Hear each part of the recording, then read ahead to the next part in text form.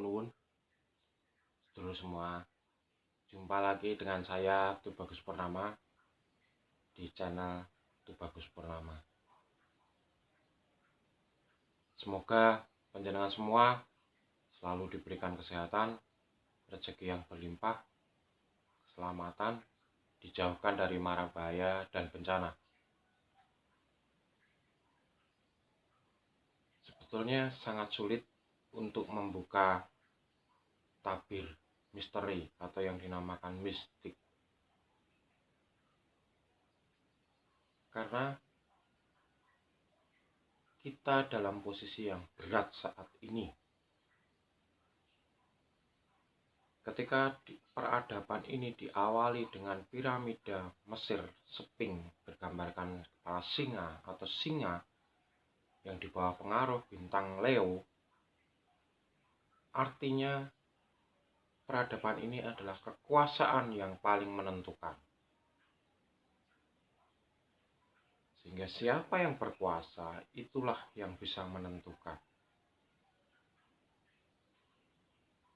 Nah, kebetulan kita sekarang berada pada akhir dari peradaban ini.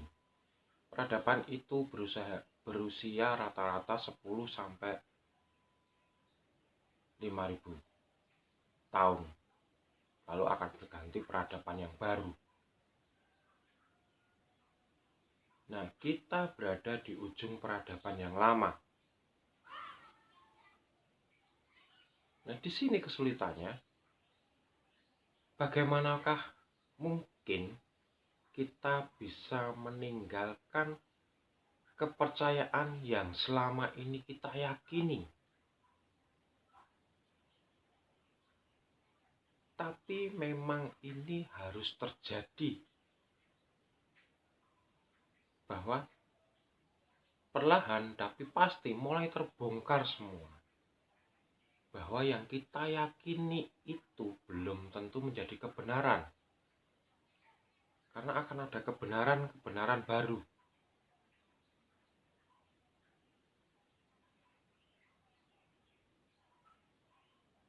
Contohnya, ketika para leluhur dulu berada di batu, berada di pohon, dianggap menyembah pohon, menyembah batu.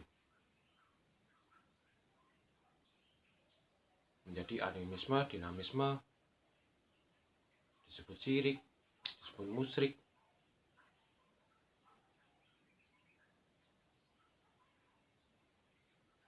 Tapi sekarang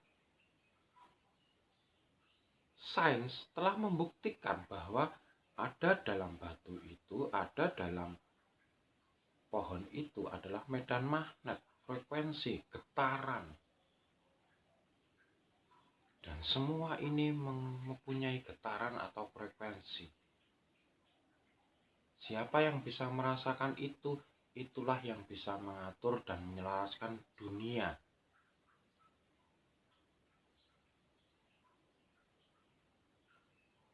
Inilah yang dijalankan oleh Illuminati.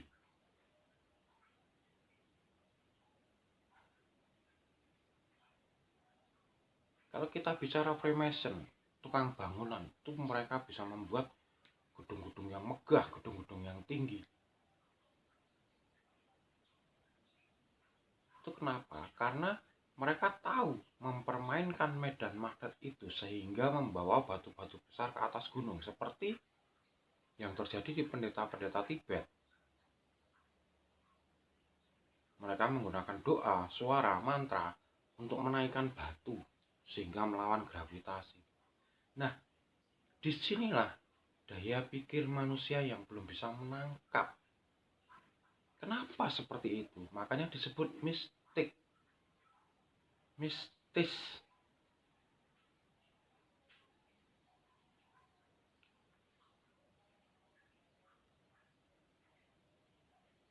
Nah, seperti saat saya terpesona dengan Tesla. Tesla bisa menemukan energi listrik, bisa menemukan medan magnet. Dan itulah ternyata sumber penciptaan.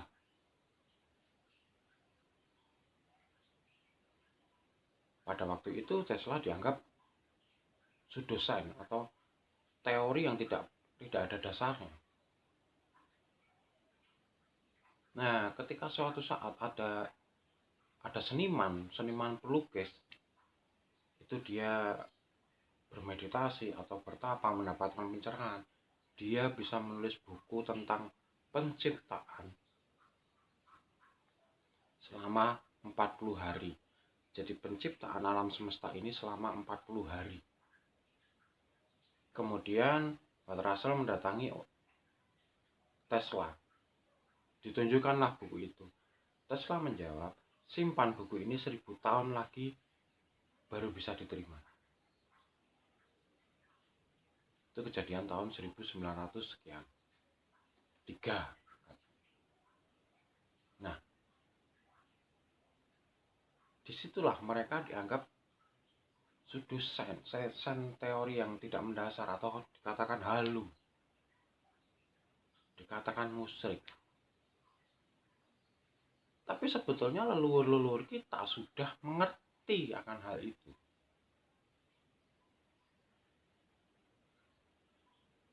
Sudah mempelajarinya. Dan bahkan bisa membuat penemuan terbesar seperti Candi Borobudur, seperti situs Gunung Padang, Candi Sukuh yang bisa berkoneksi dengan makhluk antariksa. Candi Sukuh itu sebetulnya portal dimensi.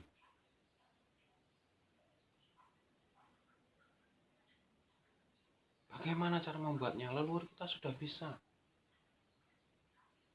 Karena kita tahu prinsip medan magnet.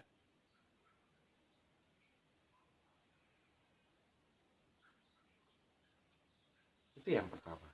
Kemudian yang kedua, ada batu berbunyi. Semua menganggap bahwa itu ada jinnya.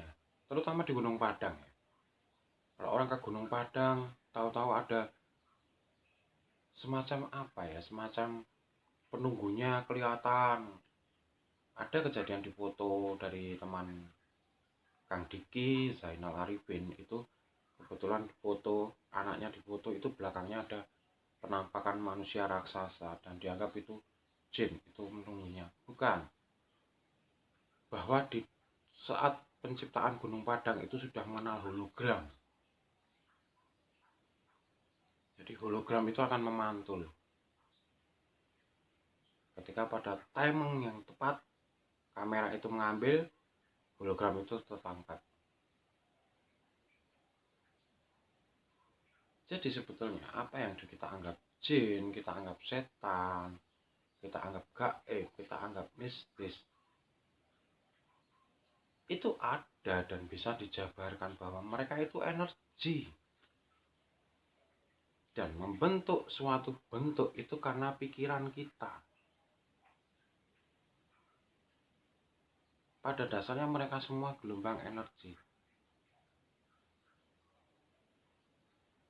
Dan ini juga yang mendukung teori para fisikawan untuk menemukan partikel Tuhan. Bahwa dalam partikel yang terkecil di semua benda, termasuk manusia, itu ada partikel Tuhan. Bentuknya sama-sama kecil, cuma gerakannya lebih cepat.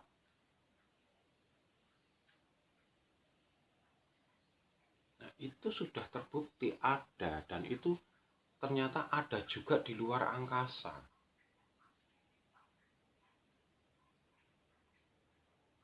Nah, mungkin orang-orang pada saat ini menganggap bahwa penemuan-penemuan itu gila karena tidak berdasar, tidak ilmiah. Ya, padahal kita saat ini harus mulai berani melepaskan keyakinan apa saja yang kita punya dulu belum tentu benar. Ini yang berat.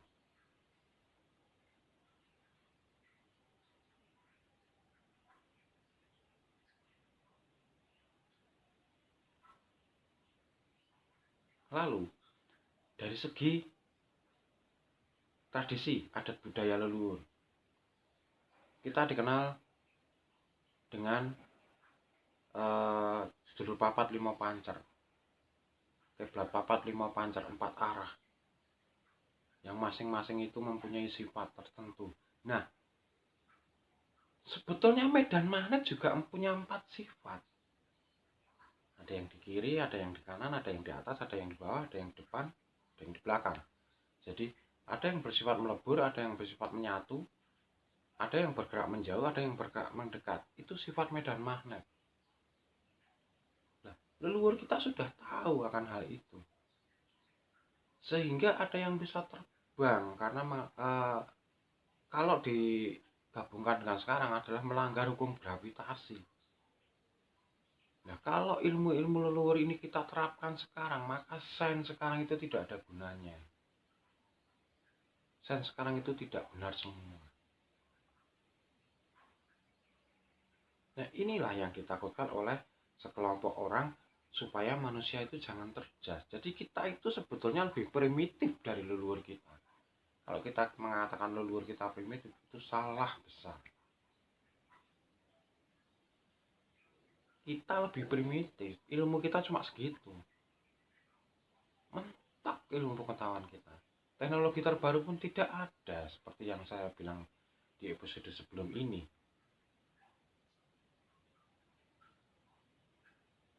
Nah, kemudian dari sini saya ingin menjabarkan lagi tentang apa yang disebut sabda Tuhan, firman Tuhan, atau suara. Karena di kalangan luhur dulu, di agama manapun, ada doa atau mantra yang dilantunkan. Bahkan ada yang dengan tarian, ada dengan gamelan, dengan alat musik. Jadi secara logika sederhana, apakah perwujudan suara itu yang akan sampai kepada Tuhan?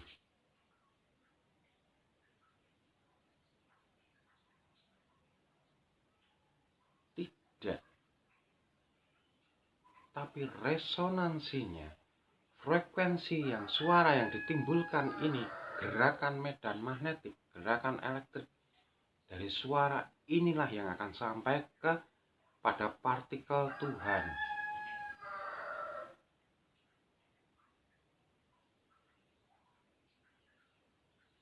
Jadi, misalnya, dalam agama Hindu kita mengenal teori penciptaan. Pada saat itu, Dewa Wisnu tertidur, kemudian terbangun dari tidur lalu terpancarlah cahaya. Nah, kita anggap orang tidur ini berarti orang meditasi. Dan ketika terbangun ada gerakan bangun adalah mengeluarkan cahaya. Jadi ketika ada pergerakan, itu keluarlah cahaya. Jadi cahaya itu sebetulnya keluar dari partikel gerakan kecepatan. Berupa resonansi atau gelombang tadi. Nah, inilah yang ditemukan oleh Tesla. Itu yang pertama. Yang kedua, dalam agama Nasrani, maka terjadilah gelap dan terang. Tuhan bersabda, maka terjadilah gelap dan terang. Sabda ini adalah gerakan frekuensi gelombang elektromagnetik, maka menjadikan terang dan gelap. Kemudian dari saudara kita kaum muslimin, kun fayakun. Jadi apa yang terjadi kehendakku terjadilah. Nah, suara ini pun yang membentuk menjadi apapun yang diciptakan.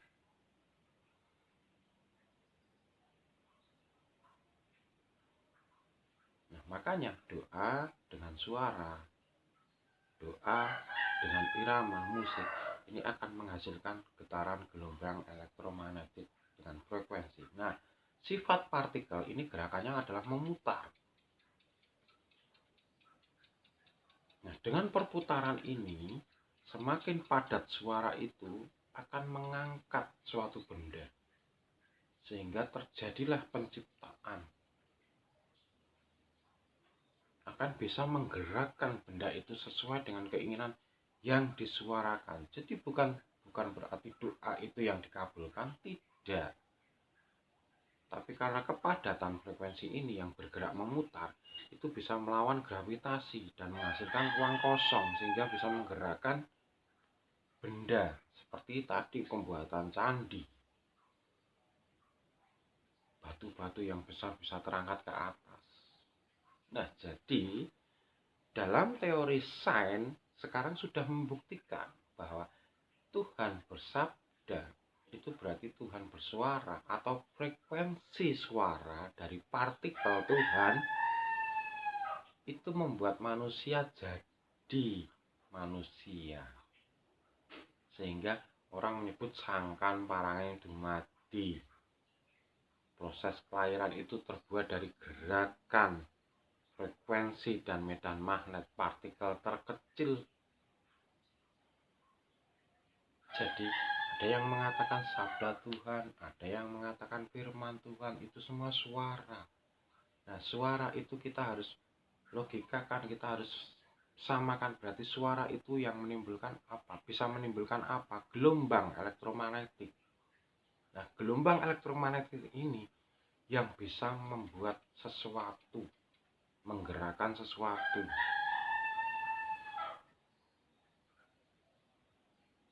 Nah, teori-teori leluhur itu sudah bisa membuktikan itu. Jadi kalau dengan teori sains terbaru, itu justru berkebalikan. Seperti teori fisika kuantum itu tidak mendasar. Seperti teori relativitas itu tidak ada fungsinya karena kita bisa levitasi, bisa melawan gravitasi. Nah, di sini saya jelaskan. Ketika seseorang mengamati sebuah partikel, itu yang diamati partikelnya, padahal di situ ada ruang kosong. Jadi, orang cenderung mengamati partikelnya daripada yang 99% ruang kosong ini. Tapi lebih mengamati ke yang 1% yang nyata, yang tampak, dilihat oleh kita.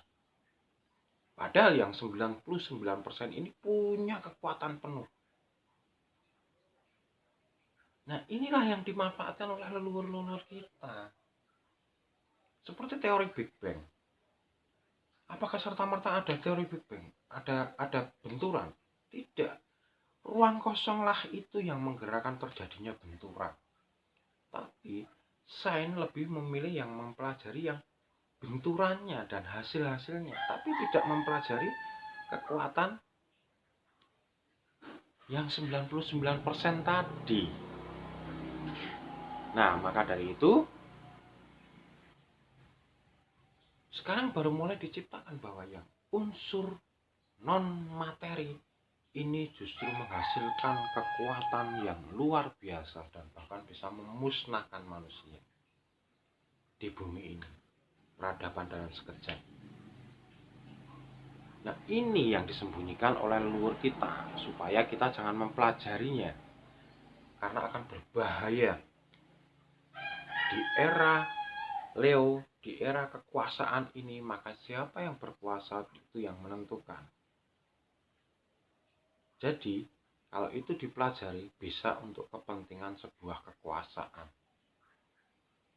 Jadi ingat, selalu ada anmateri yang tidak kelihatan, tapi itu menggerakkan materi yang 1%. Namun manusia selalu berpatokan kepada yang 1% karena itu yang nyata bisa dilihat. Ini kekeliruan kita.